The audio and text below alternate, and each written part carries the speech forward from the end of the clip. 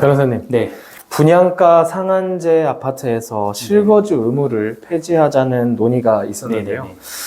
그 최근 민주당에서 3년 유예 방안을 내놨습니다. 네, 맞아요. 만일 국회에서 통과가 이대로 된다면 네네. 3년 후 전세계약 갱신 청구권 행사와 관련해서 혼란이 좀 있을 것 같은데 변호사님의 의견은 어떠신가요? 일단은 뭐가 쟁점인지를 알아야 되는데요. 네. 그 분양가 상한제가 적용되는 아파트는 그 입지가 좋은 아파트예요. 투기 수요가 몰리기 때문에 정부에서 분양가 상한제를 걸어놓은 거거든요. 네. 그래서 이 입지가 좋은 아파트에서 신축 분양을 했을 때 실거주를 해야 되면 네. 투자자가 이제 무조건 본인 돈으로 들어와야 되기 때문에 전세를 줄 수가 없어요. 보통 분양을 받을 때 계약금 10%를 내고 네. 그 다음에 중도금은 무이자 대출을 받고 그 다음에 잔금으로 들어오는데 보통 잔금을 치를 때 돈이 없으니까 네. 전세를 받아서 이제 들어오거든요. 그렇게 되면 투자가 가능해요. 근데 분양가 상한제에서 지금 현재 실거주 의무가 있기 때문에 네. 투자자가 못 들어오니까 시장이 망가진다라는 논의가 있었고 그래서 이 실거주 의무를 폐지해야 된다 만다는 논의가 있었어요. 네. 근데 민주당에서 실거주 의무를 지금 당장 폐지할 수는 없고 그 절충안으로 3년만 유예하자. 네. 초반에는 실거주를 안 해도 되지만 3년 후에는 해야 되게끔 그런 이제 중재안을 내놓은 건데요. 네. 이게 이제 아직 국회가 통과는 안 됐어요. 그러면은 이번에 네. 내놓은 실거주 3년 유예는 어떤 의미가 있는 건가요? 그러니까 이제 조금 어떻게 보면은 완전히 풀어준 것도 아니고 완전히 안 풀어준 것도 아니고 그러니까 초반에는 일단은 이제 투자자가 들어올 수 있는 여건을 마련해 줬는데 어떻게 됐든 계속 투자는 하지 말고 3년 후에는 실거주 해라.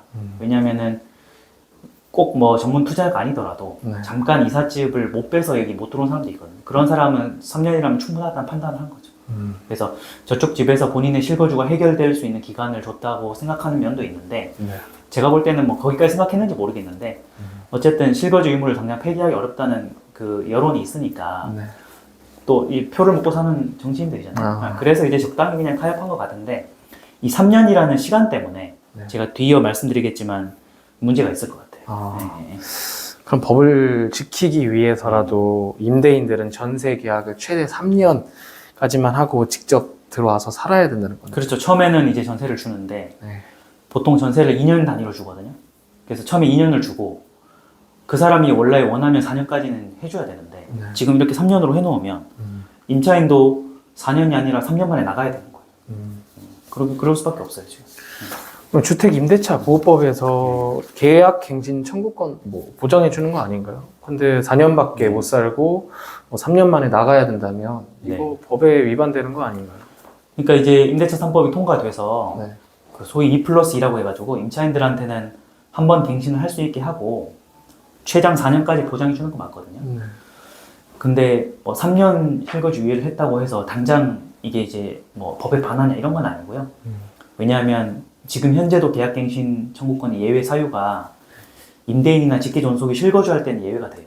그래서 3년 후에 임대인이 실거주하는 목적으로 나가라고 하는 거니까 이럴 때는 3년 이후에 계약갱신 청구권 행사할 수 없는 거죠. 그래서 그 자체가 법이 충돌된다고 보긴 어려워요. 그럼 분양받은 임대인이 임차인하고 전세계약 맺을 때 처음부터 아예 3년 계약을 맺어버리거나 뭐 2년 계약 맺고 1년 뭐 연장해서 허용해주는 쪽으로 계약하겠네요. 그렇죠. 이제 분양가 상한제 아파트에 예를 들어 내가 당첨됐다. 근데 당장 내 돈으로 실거주할 게 아니면 임대를 줘야 되잖아요. 그때 임대차 계약서에 만약 이 법이 통과되면 내가 3년 후에 들어와야 되기 때문에 애초부터 3년짜리 계약을 하거나 아니면 2년 계약을 해놓고 1년만 연장해주는 단서를 달거나 두 개 중에 하나가 될 가능성이 높죠. 그럼 변호사님이 보시기에는 실거주 3년 유예 법안이 통과되면 그때 생길 법률적인 뭐 혼선 같은 거는 어떤 게 있을까요?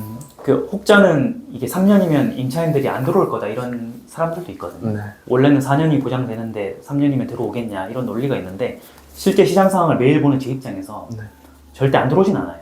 왜냐하면 우리가 분양가 상한제 아파트는 강남, 서초, 용산 막 이런 데예요. 그런데 입지가 엄청 좋잖아요. 근데 내가 3년이라도 살려고 들어오지 1년 더 안 돼서 안 들어온다 이건 아닌 것 같아요. 아파트 부족하니까. 그래서 누구는 뭐 4년이 아니라 3년이면 이제 세입자가 안 들어올 거라고 하는데 제가 볼 때 그건 아니고요. 수요는 충분하다고 봐요. 이미 수요는 충분하고 지금 이런 간단한 법조항 살짝 들어와 주는 것만으로 뭐 떨어지거나 떨어지건 하진 않을 것 같고, 오히려 그 팀장님이 법률상 혼란 여쭤보셨으니까 네. 제가 앞에 계약갱신 청구권은 거절이 가능하다고 말씀드렸잖아요. 네. 이거는 법에 분명히 있어요. 근데 문제가 되는 건 묵시적 갱신이에요. 아, 그러니까 묵시적 갱신은 계약 만료일 기준으로 2달 전까지 얘기를 해야 되는데 네. 서로 이제 신경을 안 쓰다가 아무 얘기를 서로가 안 했다. 그럼 연장이 되거든요. 자동 연장. 이거는 계약갱신 청구권을 행사하는 게 아니고 네. 자동 연장이 되는 거예요. 두 개가 달라요. 근데 계약갱신 청구권은 행사를 할 때 거절을 당하면 끝나는데 네. 묵시적 갱신은 그냥 연장이 돼버린 거기 때문에 이 법률상 지금 주택임대차 보호법에 2년으로 락이 걸려 있거든요. 네. 이게 묵시적 갱신이 되면 자동 2년이 돼야 돼요. 그러면 2년 그 임대를 살고 나갈 때 어나더 2년이 픽스가 돼버리는데 네. 3년 차에 갑자기 나가라고 하면 이거는 계약갱신 청구를 행사한 것도 아니니까 문제가 되는 거죠. 그래서 3년 차 때 임대인이 임차인을 상대로 내가 실거주 과태료 물리기 싫으니까 네. 명도소송을 제기하고요. 거기에 대한 임차인들은 우리 서로 말 안 해서 묵시적 갱신이 된 거고 이게 법률상 2년이 보장되니까 방어가 가능한 거죠. 아, 그래서 그런 식으로 명도소송과 방어가 가능한데 뭐 물론 이건 사법 판단을 받아봐야 되겠으나 네. 제가 예상하기로는 그 묵시적 갱신에 대한 책임 임대인이 크기 때문에 본인이 실거주 얘기를 안 했으니까 네. 그럴 때는 임차인 쪽으로 손을 들어줄 가능성이 없거든요. 어. 그렇게 되면 결론적으로 분양가 상한제를 분양받았던 그 임대인들은 명도소송에 패소하고 본인이 과태료를 물을 수밖에 없어요. 그래서 그거를 미리 예상을 하고 네. 계약서에 명시해 놓지 않으면 묵시적 갱신이 됐을 때 반드시 임대인이 피해받을 수밖에 없어요.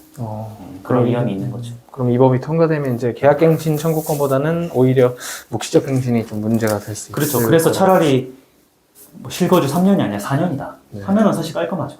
어차피 2년에서 묵시 연장이 돼도 4년 차에 끝나니까. 4년 차에 실거주를 하면 돼요. 근데 이게 홀수를 3년으로 해놓으면 이거를 왜 제가 그 주택임대차 보호법 규정이 있는데도 3년을 해놨는지 모르겠거든요.